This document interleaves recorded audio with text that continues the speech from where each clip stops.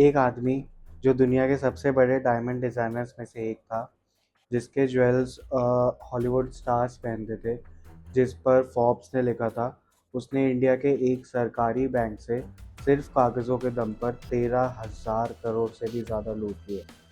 और जब तक ये बात किसी को पता चल पाती, वो देश छोड़कर जा चुका था। मैं हूँ वंशज झा, और आज हम बात करेंगे इंडिया के सबसे बड़े बैंकिंग स्कैम्स में से एक, the Nirav Modi PNB scam. पहले थोड़ा बैकग्राउंड समझते हैं। नीरव मोदी एक diamond jeweller, five star diamond और नीरव मोदी ब्रांड के फाउंडर। इनके showrooms Mumbai, New York, London, Hong Kong सब जगह थे। केट विंस्टन, नाओमी वट्स जैसे सेलिब्रिटीज़ इनके ज्वेलरी पहना करते थे। 2017 में वर्ल्ड्स टॉप 500 रिचेस्ट पीपल में नाम था इनका। ये कोई छोटा मोटा बिजनेसमैन नहीं था, ये एक ग्लोबल ब्रांड था। लेकिन इस चमक धमक के पीछे एक बहुत बड़ा पाप छुपा था, और उस पाप का नाम था LOU। अब यहाँ एक चीज़ समझना बहुत ज़रूरी है। LOU LOU का फुल फॉर्म है लेटर ऑफ अंडरटेकिंग। ये बेसिकली एक बैंक गारंटी होती है। सिंपल तरीके से समझाऊँ तो मान लो अगर आपको अपने दोस्त से कुछ पैसे उधार चाहिए क्योंकि आपको ज़रूरत है, और आपके दोस्त के पास पैसे नहीं है, तो वो दोस्त अपने दूसरे दोस्त को कॉल करेगा और बोलेगा भाई मुझे पैसे चाहिए, मेरे एक दूसरे दोस्त को ज़रूरत है और मेरी गारंटी है कि वो लौटा देगा। और ऐसे आपको पैसे मिल जाते हैं और आप टाइम पे उसको लौटा देते हो। तो बेसिकली तो इसी चीज़ को अगर हम बैंक की भाषा में समझें, तो मान लीजिए एक बैंक है जिससे आपने 1,000 करोड़ रुपए मांगे लोन के तौर पे, और उस बैंक के पास उतने पैसे नहीं होने के कारण वो किसी भी फॉरेन बैंक को रीच आउट कर सकता है और बोल सकता है भाई हमारे ये एक बंदा है, इसको 1,000 करोड़ चाहिए, ये मेरी गारंटी है कि वो टाइम पे लौटा देगा। और ये चीज़ एक रिटर्न में LOU साइन होती है। तो इस इसके बेसिस पे जो भी फॉरेन बैंक या दूसरा बैंक जिसको भी वो करंट बैंक रीच आउट करता है, वो लोन दे देता है कि हाँ ये भरोसेमंद बैंक है, ये अगर बोल रहा है तो वो बंदा सही होगा। तो बेसिकली LOU एक ट्रस्ट बेस्ड सिस्टम है। एक बैंक दूसरी बैंक को बोल रही है मेरा कस्टमर ट्रस्टवर्दी है। अब यहाँ प्रॉब्लम क्या थी, आइए समझते हैं। यहाँ आता है असली खेल। पीएनबी के ब्रैडी हाउस ब्रांच मुंबई में नीरव मोदी के एसोसिएट्स ने अप्रोच किया। उन्होंने LOU मांगी, बिना प्रॉपर कोलैटरल के, बिना रिकॉर्ड्स के, और ब्रांच के डेप्यूटी मैनेजर जो कि उस टाइम थे गोकुलनाथ शेट्टी ने ये LOU इशू कर दी। लीगली तो नहीं, ऑफिशियली कोई रिकॉर्ड नहीं था, क्योंकि इन्होंने एक और लूपहोल यूज़ किया, स्विफ्ट सिस्टम और CBS सिस्टम का डिस्कनेक्ट। थोड़ा और समझते हैं। पीएनबी के पास दो सिस्टम्स थे, CBS यानी कि core banking system, internal records के लिए बेसिकली। दूसरा था Swift, society for world wide inter bank financial telecommunication, international messages. ये दोनों सिस्टम पीएनबी में कनेक्टेड नहीं थे।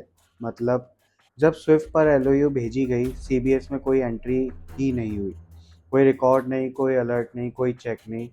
और यही था द मास्टर लूपहोल।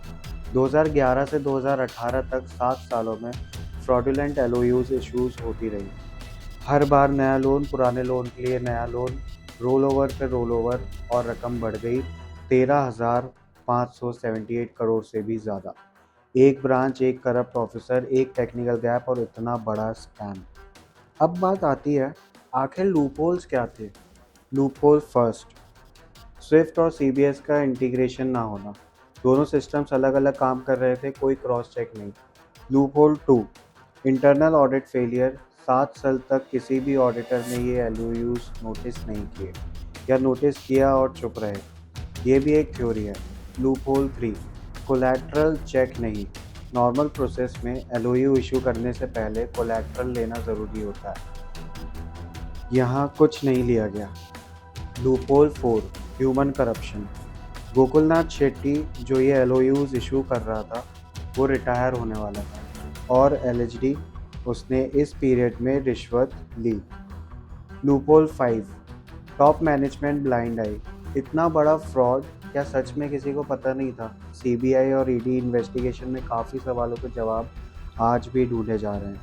तो ये सिर्फ एक चीटर की कहानी नहीं है, ये एक सिस्टम फेलियर की कहानी है। जनवरी 2018 नीरव मोदी के एसोसिएट्स फिर से पीएनबी ब्रांच में आए। नया एलओयू चाहिए था, लेकिन इस बार गोकुलनाथ शेट्टी रिटायर हो चुका था। नया ऑफिसर था। उसने रिकॉर्ड्स चेक किए, कोई पुरानी एलओयू नहीं मिली सीबीएस में। उसने सीनियर मैनेजमेंट को बताया, पीएनबी ने इन्वेस्टिगेशन शुरू की और तब पैंडोरास बॉक्स खुल गया। जनवरी 29, 2018 पीएनबी ने सीबीआई में कंप्लेंट दर्ज की।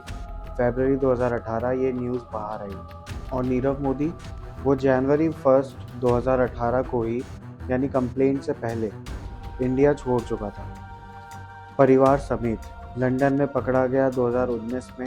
अभी यूके में एक्स्ट्राडिशन केस चल रहा है। ये फ्रॉड सामने आते ही 10% से ज़्यादा पीएनबी के शेयर्स गिर गए। हज़ारों करोड़ टैक्सपेयर्स के पेंशन से बैंक को बचाया गया। मेहुल चोकसी, नीरव मोदी के मामा और को एक्यूज्ड एंटीगुआ भाग गया। आज भी एक्स्ट्राडिशन केस चल रहा है इंडिया में। ईडी ने एसेट सीज किए। नीरव मोदी की प्रॉपर्टी, ज्वेलरी, पेंटिंग सब ऑक्शन हो गई। बैंकिंग सिस्टम में आरबीआई ने स्विफ्ट और सीबीएस इंटीग्रेशन मैंडेटरी कर दिया। LOA system for trade credit completely ban कर दिया गया है। और सबसे बड़ी बात, ये केस आज भी 100% रिजॉल्व नहीं हुआ। पब्लिक का पैसा आज भी पूरा नहीं हुआ। तो आखिर में हम क्या सीखे हैं इस स्कैम से? पहली बात, टेक्नोलॉजी का गैप इक्वल्स टू फ्रॉड का दरवाज़ा। जब दो सिस्टम्स एक दूसरे से बात नहीं करते, वहाँ इंसान एक्सप्लॉइट कर सकता है।